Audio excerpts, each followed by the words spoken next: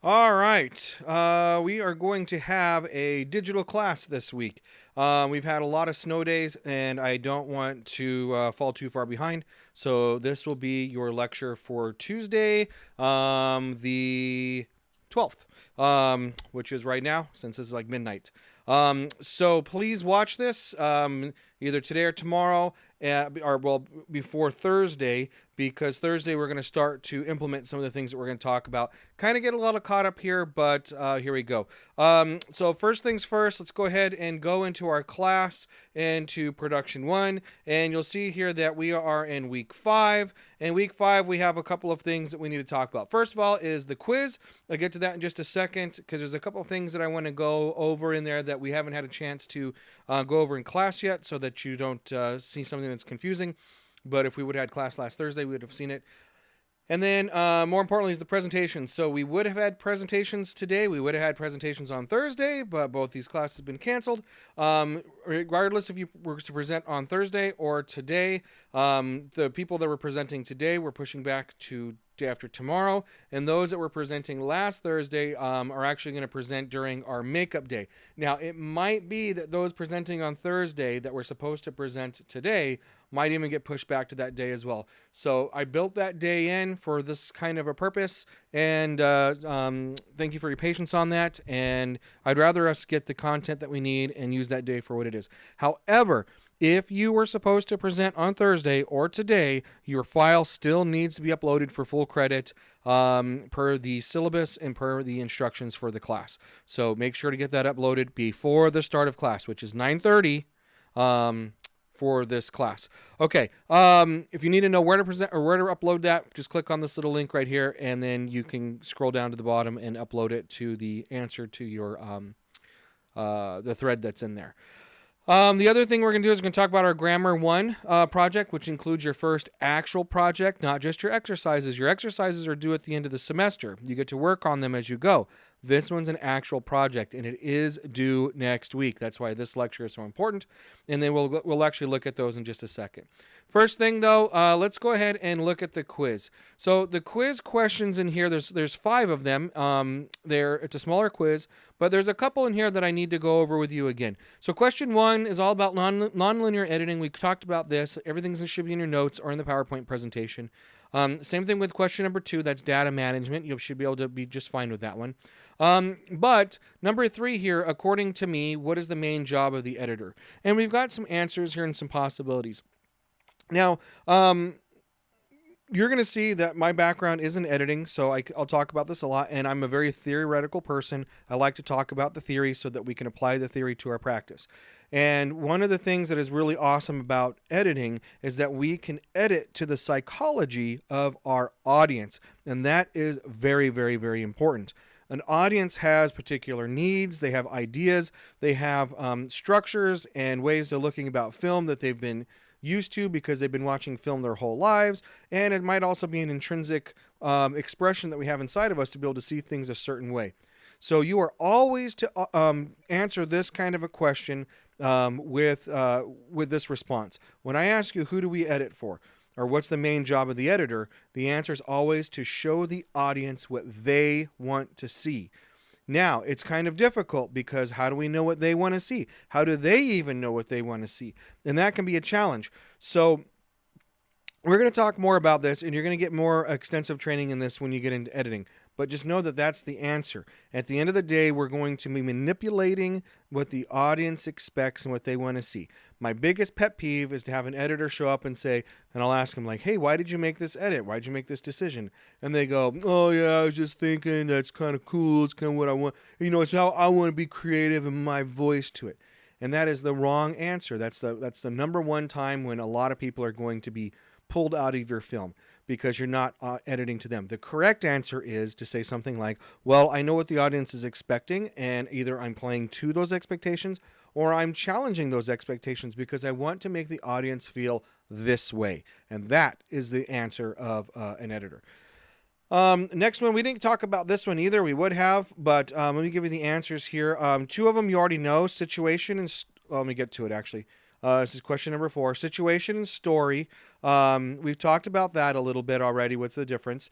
The next one up here is craft. Craft is what you are doing. It's perfecting the skills and talents and knowledge and everything that you're going to be doing within your discipline. So if you want to be a director, you're working on the craft of directing. If you want to be a script supervisor, the craft is script supervising, etc., etc. And you're going to hear me a lot say that you need to perfect your craft. The first one here, excuse me one second, is the close-up. Now, the close-up and what we say here is that this is the invention of cinema. And what I really mean by this is cinema is when we were able to take audience members that were maybe at a play or a musical or an opera or a ballet or wherever they're at, right? And we can actually bring them on stage and say, look at this person's face. Look at the feeling that they have. Well, instead of bringing them on the stage, of course, we're bringing that face to them through the screen. So as we can get real close to the face, we can get things, just in eye movements that we would never be able to see if we were in an actual audience, right? Here, let me show you again. Those like eye movements, those Brad Pitt and Mel Gibson kind of acting, where they always act with their eyes a little bit. We can get a little bit of story in there. So the next one here is what's the most important thing when editing, and that again we're going back to the psychology of the audience, and it's the relationships between our cuts and the audience. The final question here is this based off of the interface here. Just go ahead and choose what the interface is. Notice here letter D is pointing to this line that's right here if you can't see it very well on this recording. So there you go. I will use this quiz as participation for the day. So if you don't take this quiz, then I'm going to mark you absent for this week or for this class in this day. All right, that brings us now to our presentation and to our project. Let me open up the project real quick so you can see this. You can read the instructions if you'd like, but at the end of the day, you're going to get 2 shots. So using a camera that you have, again, I'm okay if you use your cell phone on this. If you go to the Potter cage and check out a camera, if you go to the IMC cage and check out a camera, whatever you have available to you, use those tools and just make sure that whatever you're using, you can actually get the information off of it so that you can edit it. And you're going to be editing these on Thursday. Okay, that's why I'm saying we have to watch this and go through all this now. So the first one is a one shot, and the one shot is a self-contained single shot that's got to be more than a situation, meaning it has story, and I want to see if you can find the story and how to make a story with just one shot. And no dialogue in this at all, okay? And what we call peeling the onion, which we'll talk about. And the other thing are the ABC sequences. And we're going to talk specifically about what these are, but you can see here that it's 3 shots, and you're going to order these shots differently, and we're going to talk about ordering them and editing them on Thursday. But before Thursday, you need to get these. It's 4 shots total, a one shot, that's a story, beginning, middle, and an end. That has the story shot we talked about. And the next one's ABCs, which are different edits based off coverage that we're going to look at here in just a second. All right, so let's go into the, let's go back to our schedule here. We talked about the quiz, we talked about presentations, we talked about the homework. And it's going to be a little bit more clear now. Let's talk about the presentation where a lot of this stuff is going to come into play. All right, I'm going to leave this view like this because I don't know how the presentation thing works, putting this full screen. So let me actually, I have to fight my, there we go, fight my webcam here because it's right in the middle of my screen. But here we go. So we're talking about grammar today. Again, we talked about the editing quiz and presentations and the 4, let me get more comfortable here. I'm sliding off my chair. The 4 lectures we're going to talk about are coverage, establishing shots, one shots, ABCs, and we'll talk a little bit more about your project 1 now. These are small lectures, so just kind of, these are the bite-sized pieces of this lecture. So first things first is coverage.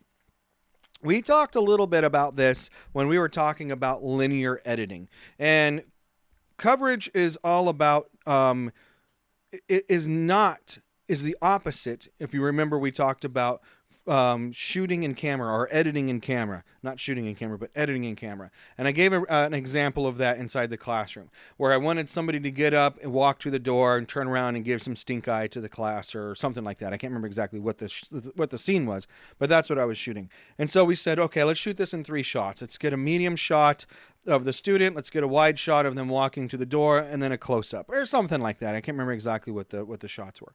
And to edit in camera meant that we got that medium shot, and as soon as the actor stood up to walk away, I said cut, and then I went wide to watch them walk to the door, and I said action, and they went from where they stopped to the door, and they stopped, and I said cut, and then I walked up close to them, and I got a close-up, and I said action, and they continued the action from there. What that presents to us is a problem, and that problem is that we can't edit anything except for what we determined inside the camera. Coverage is the correct way of shooting. This is the way that you're going to shoot every project now that you're a cinema major, from now until something else gets invented. But I don't think this is going to happen because this is what we're doing. We need to shoot, and it's the process of shooting multiple camera angles, okay, of either an entire scene or a portion of the scene, from top to bottom or from section to section. Every single camera angle that we want to capture the entire scene or that section. We cover everything. So the difference is, let's go over the rest of these. Each camera angle will capture the entire scene or part of the scene from start to finish. And what we're doing is we have the illusion that we're shooting this with a multicam setup. Well, why don't we use multiple cameras, Tommy? That'd make it a lot easier. Yeah, it would, but the problem is that we have gear everywhere. We've got lights that we've set up. We've got a boom operator. We've got maybe other cameras. We have to shoot and light and set up for each individual shot that we have on the screen. That's why we don't normally shoot a lot of multiple camera angles. We might need to do this for specialty shots, something like there's animals involved that are going to be unpredictable, or children, or explosives, or something crazy like that. But 99.9763, it's a scientific figure. Go check it out. Just kidding, I'm making it up. 95% of the time, you're going to be shooting coverage like this. And I would say almost 100% of the time, most of the time.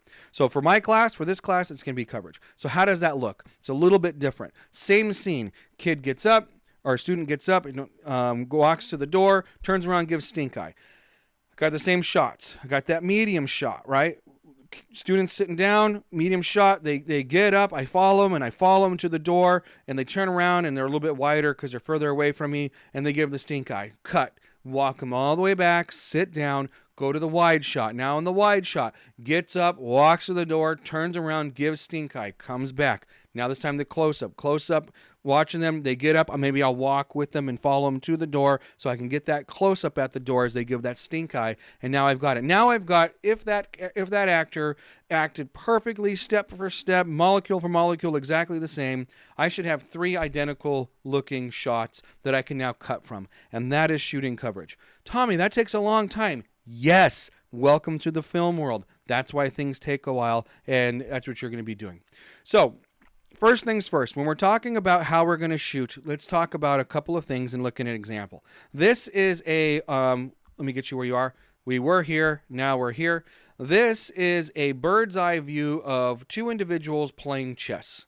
You might ask the question, okay, Tommy, now that I've got to shoot this, how and where do I set my cameras? Well, that depends on your shot list, and you're going to create those shot lists. For your homework assignment, I'm doing it for you. You're going to have 1 shot, but you can move your actor around if you need to, and you can move the camera if you need to, so you can get multiple grammar shots within that.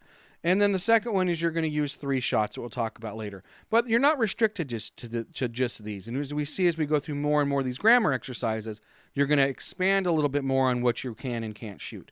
But let's say we want to shoot this, and we're going to use a very standard, what I call a 5-shot setup, but it's a little bit like a 5-shot extended setup. First thing we need to establish is what is called the line of axis. And the line of axis is going to go in between, or line of action, you'll hear in both ways. I have it listed here, line of action. It'll go through your characters. Now, the best way to think of this is if your characters are looking at each other, you have a string attached from one nose to the other nose. So from one person's nose to another person's nose, that is where your line is. And as you can see here, we have it attached from here to here. what this is going to tell us is that if we set a camera up on this side, we never set up a camera on this side unless we cross the line of action. For right now, we're not going to cross it. We'll talk about crossing it later. But that's what we're talking about. We're talking about staying on one side of the line here. Now, what this does for us is it allows us to not confuse the audience. Because when we look at somebody on screen, they're going to be looking for either camera or screen left or screen right if they're looking at each other. But if you cross the line, then all of a sudden they're not going to be looking at each other anymore, and it'll be a little bit more confusing. And I'll show you a little bit more about that. As we go through this, especially as we get into editing class, because we're very concerned with this in editing class. So right now you can see that if I was going to use a 3-shot setup for this scene, I have a over-the-shoulder shot over here, over this pink shoulder looking at this blue greenish shoulder or face. I have a close-up of this person and a medium shot of the person in pink, right? If I had a camera over here, we consider that to be crossing the line, and we don't want to cross the line. So we got to be very careful. Let's look and see how this scene plays out. So right now, and I got the names of these down here in the bottom, if you remember from our previous lecture on some of the grammar terms that we're going to use. This is called an insert, and an insert is a little bit different than those other shots that we talked about. We talked about close-ups, medium shots, and establishing, not establishing, we'll get to establishing in a minute, but wide shots, extreme close-ups, over the shoulders, and we're talking now about looking at human people more often than not inside these shots. When we're looking at an object or a prop or something like that, a lot of times we're going to use the term insert. So we have an insert here of a chess game being played. The next shot we're going to have is an over the shoulder. This is a person's head right here. It's hard to see. Their shoulders down here in the dark. And we're looking at this woman as she is playing chess with this guy. Now, notice that we started on this side of the chess table. And because we're on this side of the chess table, we assume that she's playing the black pieces because she's on the left side of the screen. He's on the right side of the screen. Black pieces are on the left, white pieces are on the right. Okay? Which looks funny right now because the white pieces are supposed to go first. But hey, it's a movie. We can do whatever we want. The next thing we're going to see is his over the shoulder. And you notice here that I'm using the term matching because if I flip back and forth to these, they kind of feel like they're very similar, right? They're both a little bit closer than medium shots. And you can see that it's up there. I guess it's a medium. We'll call this a medium over the shoulder. The headroom is about the same above the head over here. And they're looking at each other. She's looking to the right. He's looking to the left. And we haven't crossed the line yet. We look pretty good. Next shot we have in this sequence is a bird's eye view of what we're seeing. We call this a 2-shot. And it's kind of a fun, expressive shot that we can see. And if you know how to play chess and you evaluate these pieces, you might sit there and say, okay, they're kind of even at this point, which is a good storytelling mechanism, right? But again, she's on the left, he's on the right. We have not crossed the line. Now we go into a medium shot, single shot of just him. Notice that the camera's a little bit lower, shooting over these pieces of chess pieces. And guess what's going to happen next? The last time we had an over the shoulder, we had a matching. So, a matching medium shot of her with that same low angle, looking over those chess pieces, kind of at a little bit of a Dutch, a little bit of a slant there. We're matching these shots. They look pretty good so far. But notice again, she's looking screen right again. He's looking screen left. We have not crossed the line. Then we go to her close-up. Okay, traditional close-up looks good. A little bit of the headroom has been removed. We got a little bit of the top of her, the back of her, her bun on the back of her head kind of getting cut off. And she's still looking to the right. We haven't crossed the line. But we also come to a matching close-up. It's maybe not perfectly matching. This is kind of a little more straight onto him. But we're getting a little bit more intimate into the scene here with these close-ups. But he's still looking to the screen left. She's looking screen right. So we haven't crossed the line. What is he looking at, right? He's looking down. He's looking at, here's another insert. She's kind of being flirtatious. She's trying to distract him from this game. We're going to go back now to a close-up as he looks a little bit more onto the camera. And we're going to get a very close, not an extreme close, but it's a little bit closer of a close-up on her straight onto the camera. But notice that we never crossed the line. Even though she's looking straight at us, we never crossed the line. Here's where all of our shots were. I'm sorry that my my image is down here, but this is the OTS over here. So we have the over the shoulder that looks at him, the over the shoulder that looks at her. We have the medium shots that looked at each other, the close-up shots, a bird's eye view over here, and that first insert right there. Notice that never once did we actually cross the line. And that helped us to keep them looking right to left, left to right, the way that they're supposed to look, to keep them inside that scene. So that's what the 180 rule is. A 180 rule means that we never cross this line right here. We're allowed to go across this whole 180-degree circle right here, not the full 360, but the 180 on that one side, unless we need to change it for some reason. Okay. Next thing we're going to look at is establishing shots. Now, this is a term that gets thrown around a lot in our world, in our film world, and it means different things to different people. So here I have 3 cases in which you might hear the term establishing shots. The first one is in writing. So when you write a scene and you're like, exterior house day, you might want to go out and get a shot of the exterior of that house in the daytime. And that shot is going to be an establishing shot. We're establishing the location. We write that in the writing and we get that shot and we edit it in. Sometimes when we're talking about establishing shots in post-production, in the editing world, we want to see what is called the spatial relationship between characters, meaning where are they from one another. So if we had a scene where a guy and a girl are fighting, right, and he's sitting on the bed kind of sad with his hands down in his head like this, and she's behind, like over here. Let me see how I can get this. Over here, but back there a little bit more, where my shelf is, looking out the window as it's raining, we have now a spatial relationship. The relationship is the guy's here close up, not facing her, she's not facing there in the background, and that means something. We can see them in those shots. That's a good way to be able to understand where people are in their scene. The other thing is we can use an establishing shot, sometimes called a master shot, in directing. And when we're directing a scene, choosing where the characters move, choosing how the camera moves, we are going to do this master shot. And it's typically one really, really wide shot of one location, and or of the scene. Doesn't matter if the location, we can move it around if we need to, and it establishes everything in there. Steven Spielberg uses this a lot, called a oneer, and we're going to look at an example here in just a second. So here is a picture here of establishing shot, creepy house, exterior creepy house day. And I think that this shot, especially with how wide the lens is, right, we're capturing a lot more of the area here, and you can see here that it's skewing our house. That's how we can tell that this is a wide lens. It looks like it's doing this a little bit rather than like perfectly straight up and down. That is an establishing shot of a location. The next one is an establishing shot showing relationships. So we've got these two characters in a scene sitting next to each other. That is establishing their shots. Now you got a lot of people in the background. It's also establishing the mood, the feel, and everything going on in the background.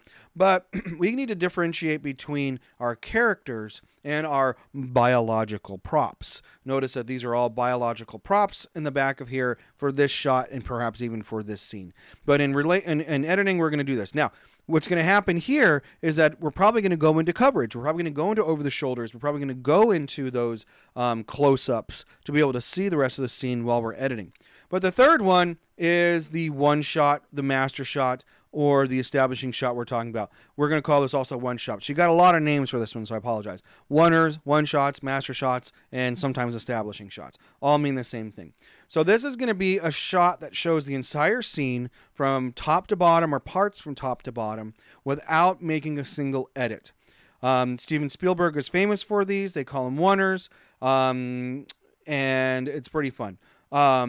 This is different than sometimes you'll hear an establishing master, which is just a completely wide shot of something. That's we're going to get coverage. Here's the extreme wide shot, and we're going to go into editing later. This is specifically meant not to have any coverage and no editing later. It's a dance between characters and actors. And by the time we get done with this, the only thing the editor has to do is chop off the beginning and the end of the action and cut. Okay, so these terms can get kind of confusing. So let's look at an example. And this right here, guys, if this is your homework, This is almost a perfect example of homework. However, I'm not asking you to do dialogue. So I want you to do this visually rather than with dialogue. All right, where's the play button? There it is. Not sure if you can hear the sound.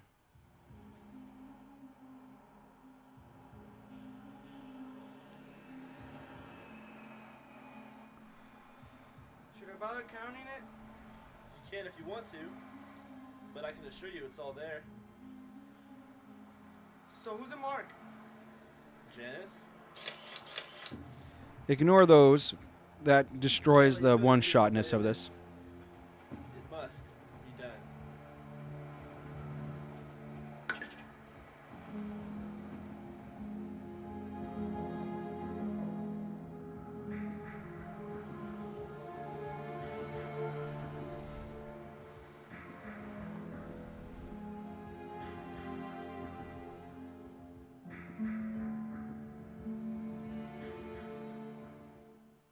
All right, so let's watch that again. Someone turn the sound all the way down, and let's talk through it and how this is working. All right, so we're starting off with an insert of feet as we follow this shot, and it's going to reveal, we're peeling the onion, we'll talk about that in a second, to this briefcase. And then now we're going to come to stop in this over the shoulder. So we have the camera movement, the characters moving into an over the shoulder. This is our first grammar shot. As we pull back now to reveal kind of a two-shot of these two. These are not part of the assignment that I'm asking you to do. They included that into this one for their own purposes, but please don't add that. I want everything to be fluid inside of one shot. And now it's important that we see him. He walks off. We get our single as he walks away into a wide shot. This character, for some reason that doesn't make any sense in the universe, although it looks cool in film, walks into this over the shoulder. It says something. It says that this guy doesn't trust him as he leaves. And we get to see that through film grammar. This entire scene was shot with one take. Well, maybe more than one take, but this is one take that for this whole entire sequence. And we got to see it from the top to the bottom in one shot. And is it a story or is it just a situation? Do we get to see how somebody feels about this situation? Yes, we do, as we start to focus on the character that's walking away in his single shot. He gives us a little bit about how he feels about this situation. So that's going to be an example of a master shot that we call the one shot, and that's going to be part of your homework for Thursday. So capture that. On Thursday, if you don't have it, you can capture it inside of class. All right, let's get back to what we were talking about here. So remember the things that we need to know is that we're going to shoot coverage and that our establishing shots can be a location, relationship, or this one shot, oneer / master shot that we're going to be looking at. And then let's talk a little bit about park and bark. Park and bark is a technique inside of film where a character has to go to their mark and speak. A lot of times it's a little unnatural when we're watching movies, how often a character will move to a place, stop, and have a conversation. But we're used to it, and it makes sense when we're watching movies, even though we might not do it in real life. So why do we do this? Well, first of all, it's because of all the gear and the lighting. They know where they need to walk to. We've got the background set and everything. So when you hear me say the term park and bark, it's you have your character walk in, they get to their location, they park, and they speak. Park and bark. I believe Jeff uses this term too in theater, so you might see this again. All right, now that's going to lead us to the second part of your assignment coming up, your project. So the first one is to capture that one shot, that establishing shot, which is a whole entire scene from top to bottom. Guys, don't go crazy. You're not trying to win Oscars with this. Just get something simple. In fact, what I would recommend that you do is that you use whatever you develop for your ABC shot and shoot this as your oneer.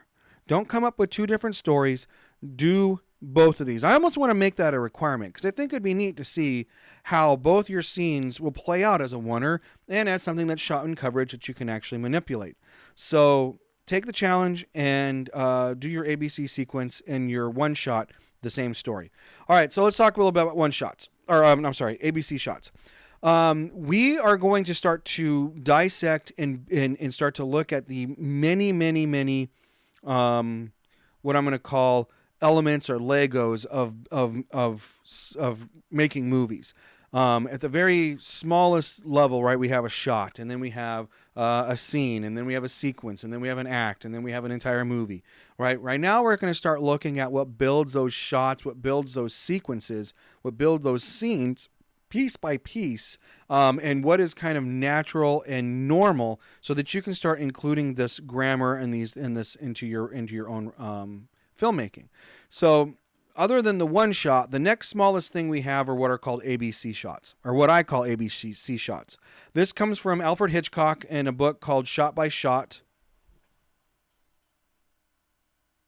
Somewhere I have it. Here it is, right here. This is shot. Let me get back to the screen. Shot by Shot, and there we go. It's Stephen Katz's book, and there's a lot of really good information inside of that book that I would recommend that you read. But this is part of it in there. It's kind of a 2-page little tiny throwaway thing, but very, very, very, very powerful lesson to learn. So this is very, very typical. You're going to find this in so many movies, and I'm sorry I'm going to ruin movies for you guys with this class, but this is what's going to happen. The important thing is this helps us to tell a story, right? The difference between a situation and a story is that you see how somebody feels about it. That is what we're going to discover here in an ABC sequence. The order of the shots can be manipulated to ask different questions, meaning that it's going to be manipulated to tell the story a little bit different. Okay, and we're going to talk about those questions in a second. But if you look down, it says that the 3 shots you need is somebody doing something, they react to something else, and what it is that they react to. Now, remember, we talked a little bit about this when we talked about the difference between story and situation. I said ATM footage, right? If we have surveillance footage across the street looking at some guy on an ATM machine, that's a sequence. That's a sequence of events, beginning, middle, and end. But we're not really feeling captivated by that. We don't really think that's a real story. That's just something that's happening. However, if we go into that story and we show them walking up to it, we see the screen that it says negative $1,000 in their account, and we see how they feel about it. Now we're getting into story. Wait a minute. How did that go? We see somebody doing something, walking up to the ATM machine. They react to something, right? That's their face and how they look, and what they react to is the ATM footage. Every time we went over this, I've been describing an ABC shot, and it is so common inside of our filmmaking, and that's what we're going to talk about now. So let's look at an example.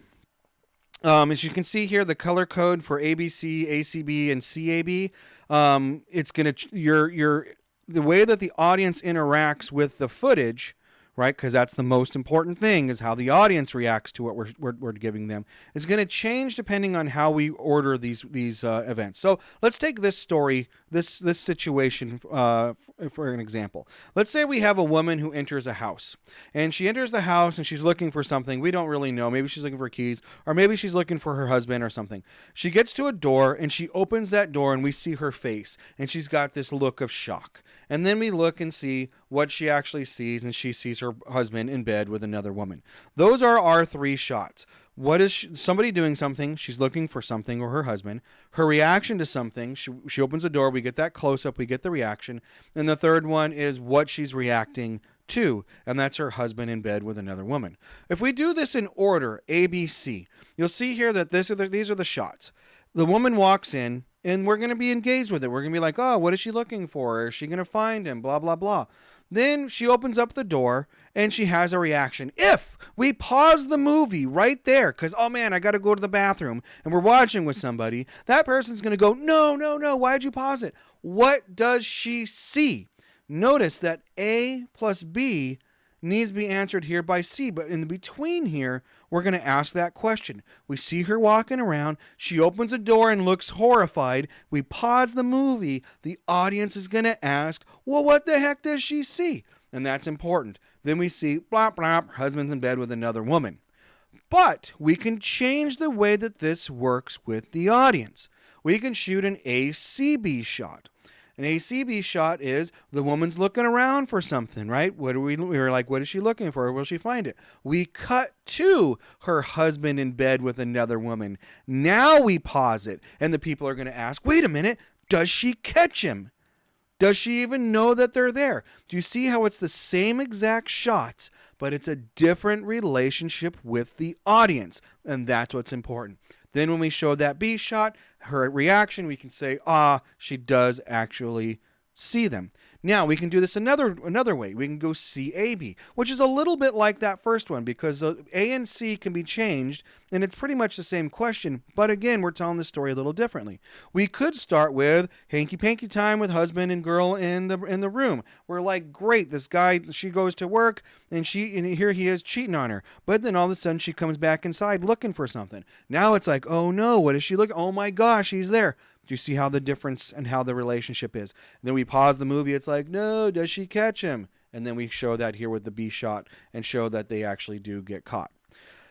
Those are what your ABC shots are. Now, what you're going to do actually for this assignment. The first one, okay, again, just to reiterate, is your one shot. You want to do your, let's say you're going to just steal this scene right here, which I'm fine with. If you can't come up with your own scene, take this one, it's totally fine.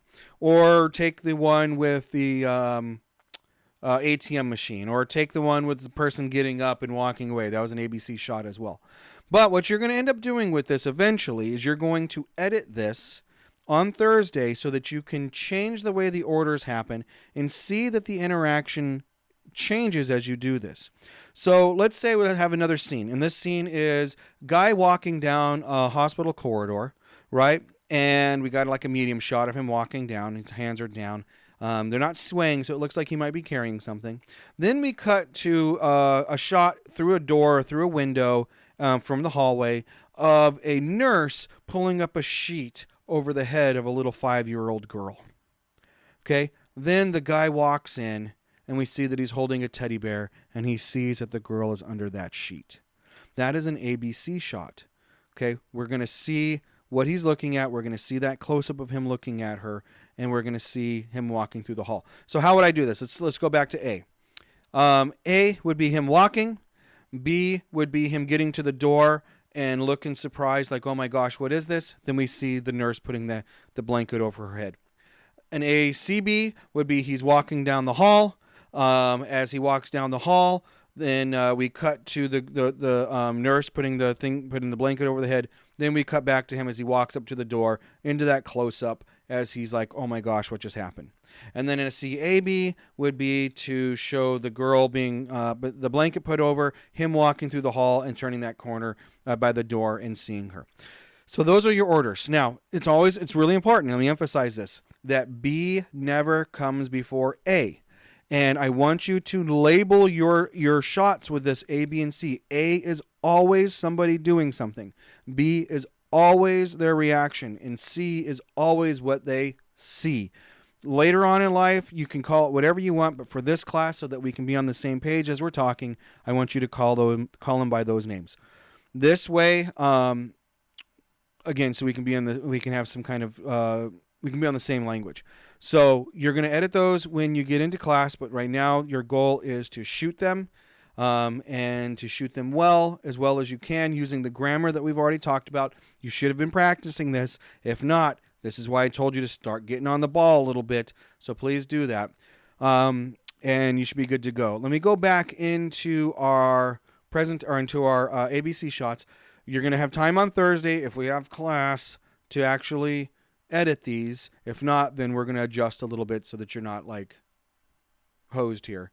But go ahead and read these. Again, the one-shot instructions, a one-shot self-contained story that's going to show a situation. Let's talk a little bit about this peeling the onion, because I forgot to mention it.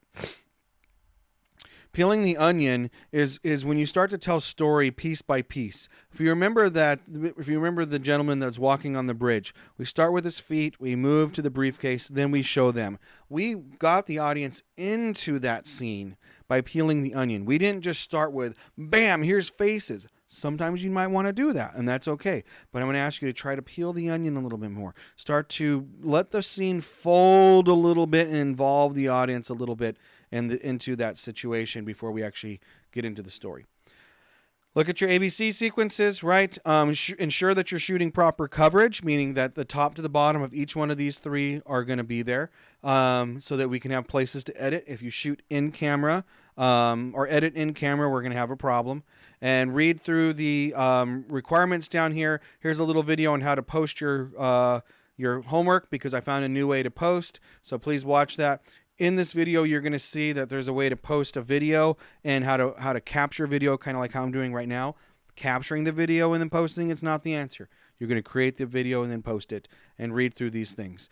So that's pretty much this class. I'm hoping that's going to get us at least caught up where we need to be. Reach out to me if you have any questions. Please, you should have taken notes on this, right? Because notes are part of your final grade.